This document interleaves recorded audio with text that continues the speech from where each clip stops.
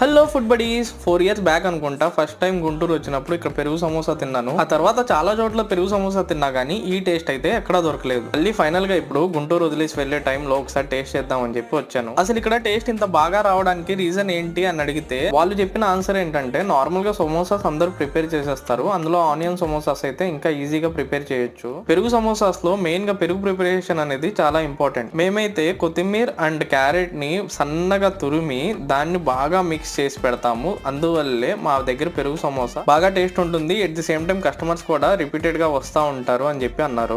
ఒక ప్లేట్ కి వచ్చేసి 3 సమోసాస్ వస్తాయి. ఆనియన్ సమోసా అయితే 20 రూపీస్, అదే పెరుగు సమోసా అయితే 30 రూపీస్.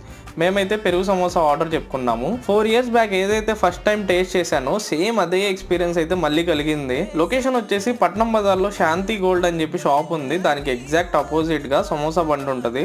ఈసారి ఎప్పుడు గుంటూరు విజిట్ చేసినా ఇక్కడ సమోసా మాత్రం మిస్ కాను. Next video